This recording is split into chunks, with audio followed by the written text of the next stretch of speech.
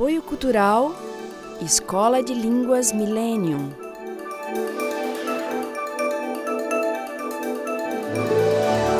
Proton Editora.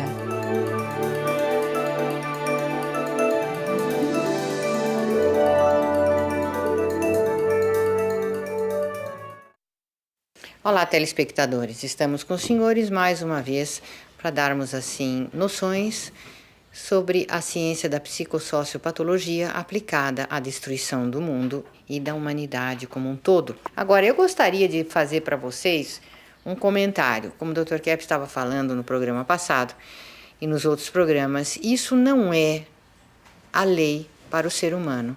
Isso não é uma condenação, uma fatalidade. Isso é uma escolha. O ser humano tem na sua base, no seu interior. Nós temos aqui um paraíso para desenvolver a todo momento que quisermos. E muitas pessoas já estão interessadas em fazer isso.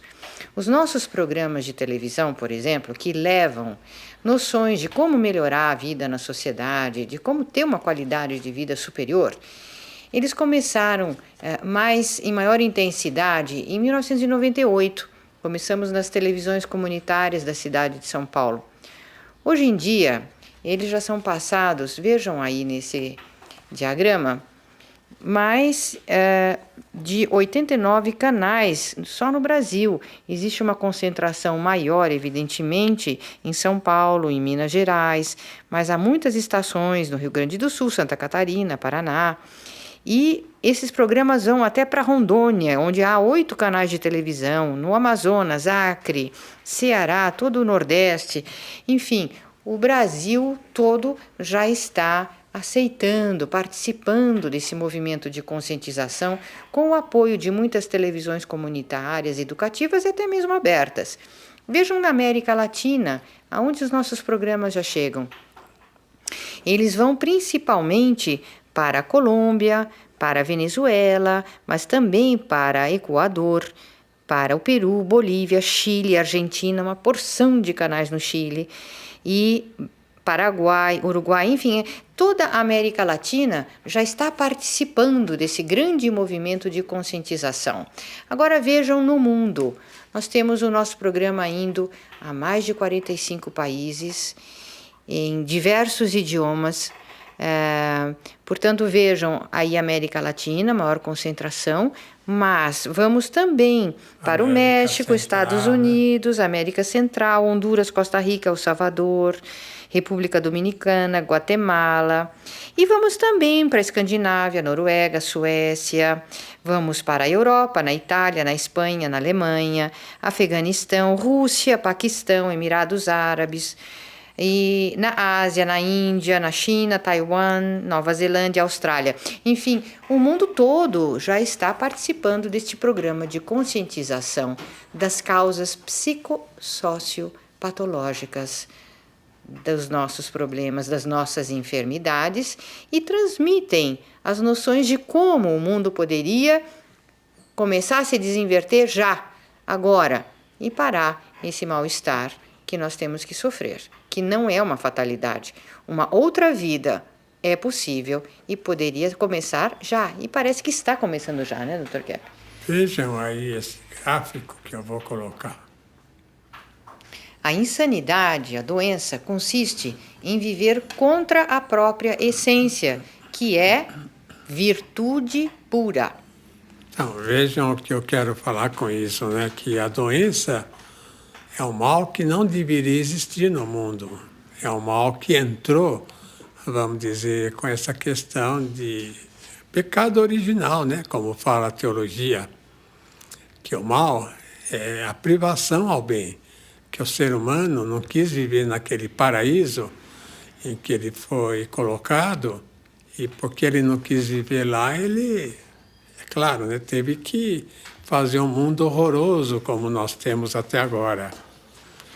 Então, o principal elemento nesse mundo moderno que nos deu assim os dados para reconhecer, para conhecer o que estava acontecendo no mundo, veja quem que é.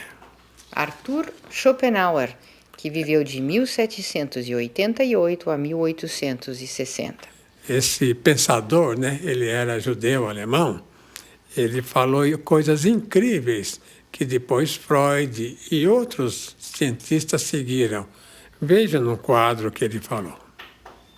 Só é possível conhecer o que nos aparece, e não a coisa em si, inspirando-se em Kant. A coisa em si, né, que fala Kant, fala Schopenhauer, é a essência do ser humano, que é boa, bela e verdadeira. Mas essa essência é mostrada pela metafísica, é mostrada pela filosofia e pela própria teologia.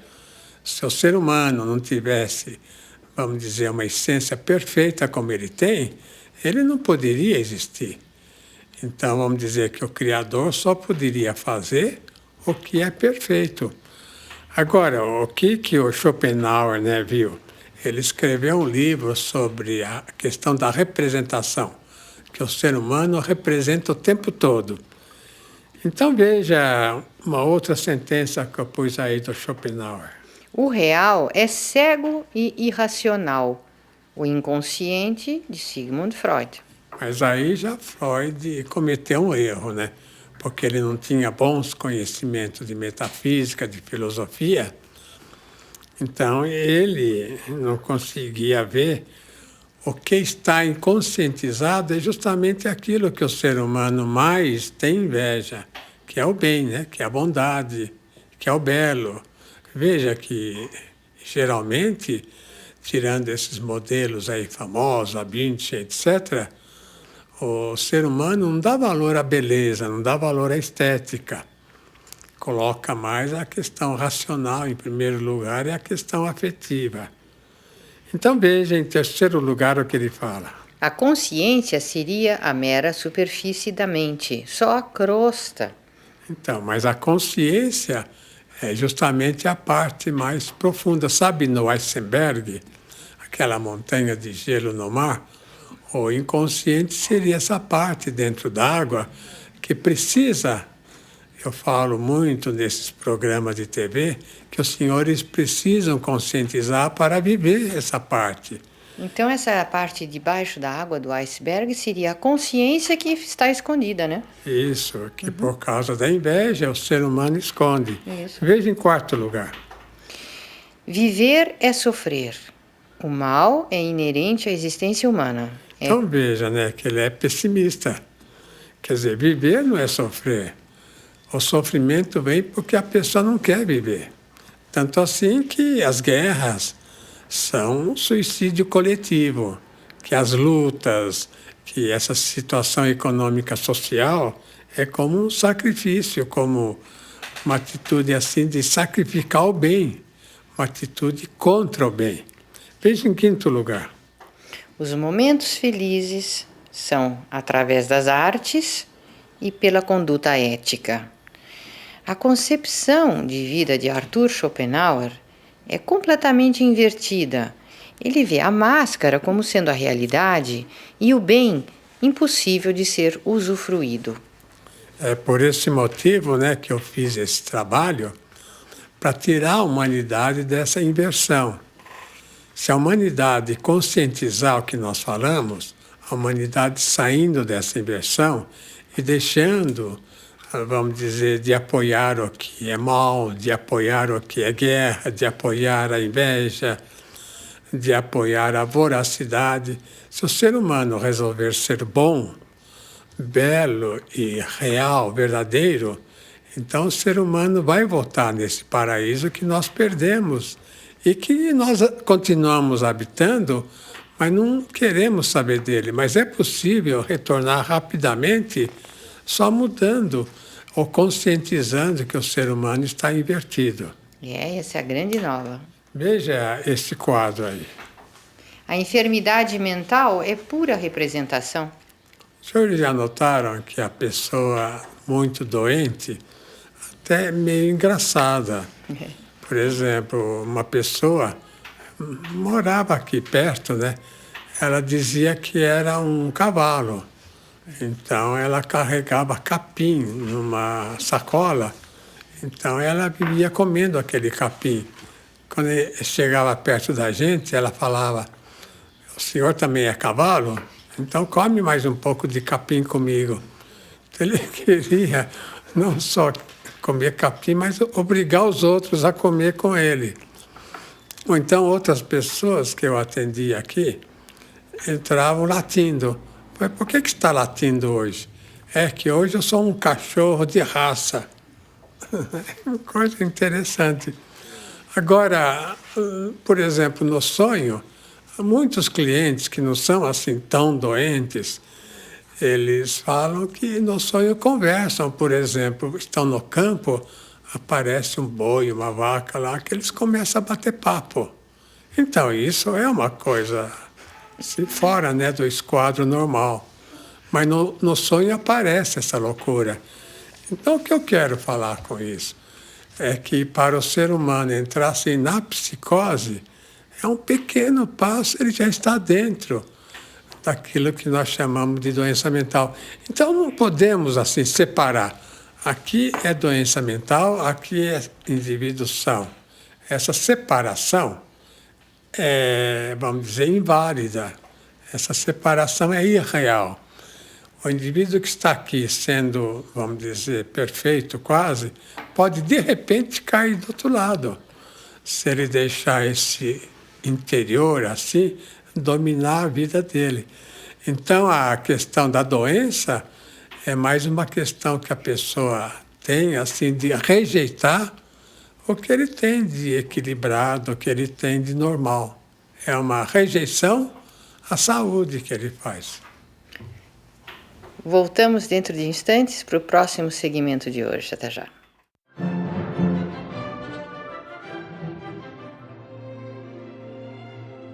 Apoio Cultural, Escola de Línguas Millennium.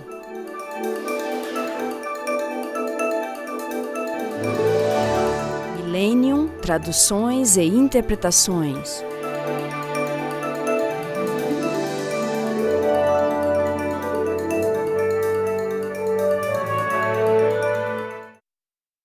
The party's pretty boring until she approaches. Single, blonde, lovely blue eyes. I want to have your children, she says. You don't understand a word. Now don't you wish you'd learned English?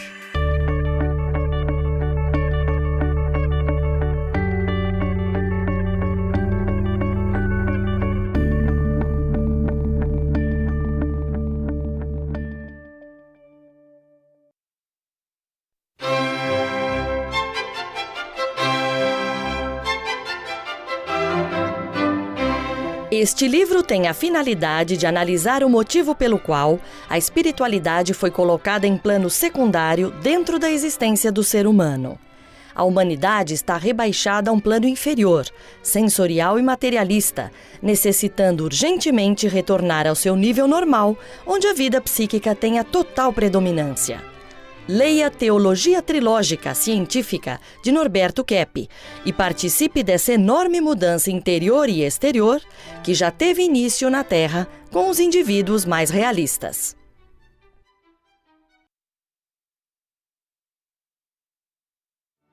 Vivemos ainda no paraíso terrestre, mas sem aceitá-lo. Atacamos o que de mais belo, bom e real existe. A consciência de nossa inveja e inversão será o retorno a este paraíso. É para trazer esta consciência que surgiu a associação Stop a Destruição do Mundo. Estamos resgatando o mundo para o bem. Junte-se a nós.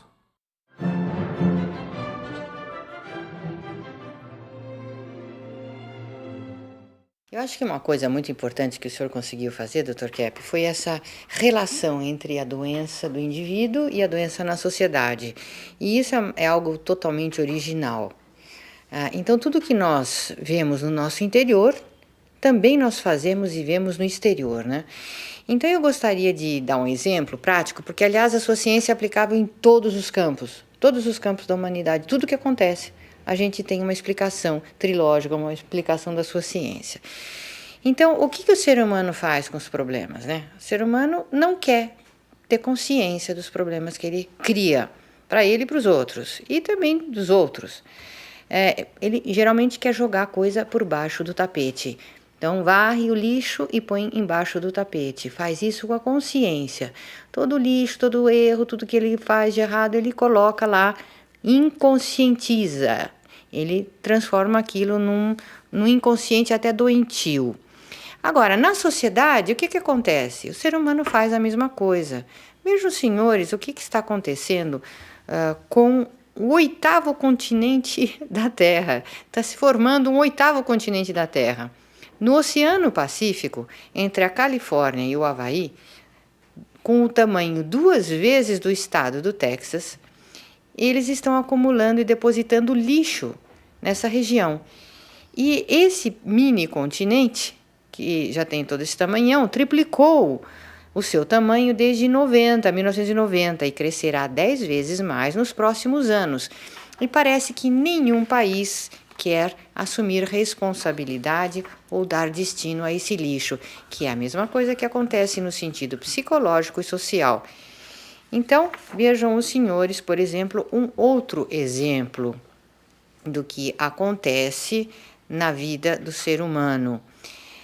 O ser humano pensa que se ele faz uma guerra, se ele ataca o outro, se ele agride, se ele maltrata, ele está maltratando o outro. Às vezes está sendo forte, está mostrando poder. Se ele não fizer isso, então ele vai ser humilhado. E ele não pensa que se ele ataca o bem do próximo, a vida do próximo, ele já se atacou antes. Ele faz isso com a própria essência, com a própria saúde, com a própria natureza. Vejam esse conceito de Kepp, do ataque, da inversão que o ser humano faz, atacando o próprio ser, o próprio interior, criando as suas neuroses e doenças físicas, como isso se aplica na sociedade. Numa guerra, por exemplo, porque um ser humano, um povo, uma nação que aceita uma guerra, ele já está se suicidando, já se suicidou antes. Então, se ele não conseguiu se matar lá, ou exercer esse suicídio lá, ele acaba de fazer isso quando retorna para sua casa. Dr. Kepp. Eu vou mostrar uma relação entre o que o Freud descobriu e o que nós falamos e descobrimos atualmente. O Freud, os senhores conhecem, né? Essa criatura aí. Agora, eu queria mostrar um gráfico sobre o que ele falou, que ele descobriu. Sigmund Freud, 1856-1939. Freud foi o criador da psicanálise. Ele dizia que os sintomas neuróticos seriam o resultado de experiências traumáticas inconscientizadas, ou seja, rejeitadas pela consciência. Agora veja que ele fala em experiências traumáticas, que não é bem assim. A pessoa tem no inconsciente, assim, tem uma repressão, porque ela não quer ver esse lado negativo dela. Não quer ver principalmente as emoções, não quer ver as intenções negativas. Vamos dizer, a parte que ele é doente, né? Que ele escolheu ser doente, que ele escolheu ser megalômano, ateu, né? De maneira que a censura, eu escrevia lá um livro chamado A Origem das Enfermidades, onde eu mostro essa questão. E este livro é um dos mais lidos que eu tenho, porque é um livro que tem curado muita gente, inclusive tirado assim os pretextos da pessoa ser doente, né? Que a doença é mais uma escolha do ser humano. A pessoa vai escolhendo ser cada vez mais esquisita, vai escolhendo se deprimir cada vez mais, então, de repente, está numa psicose. Veja em segundo lugar o que ele falou.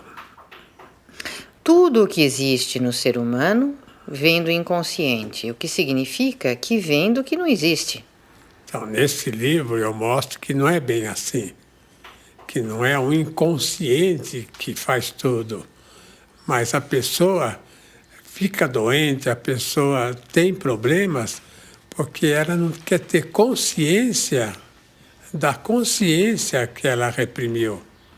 Então, que ela não quer ver que um defeito, por exemplo, é muito invejosa. Então, ela não quer ver que é super invejosa, que é destrutiva. Ela fica doente por causa disso. Ou então que é agressiva, ambiciosa, que é uma pessoa até com impulsos ruins. Ela não quer ver, então fica doente. Que, aliás, um autor, né, Agostinho, ele era pensador, ele falava que todos os impulsos ruins que qualquer assassino tinha, que qualquer bandido tinha, ele tinha também. Mas a diferença é que ele se segurava, né? E uma pessoa assim, doente, ruim, não se segura. E veja em terceiro lugar o que eu escrevi. A solução da neurose estaria no orgânico, na vida sexual, e não no psicológico.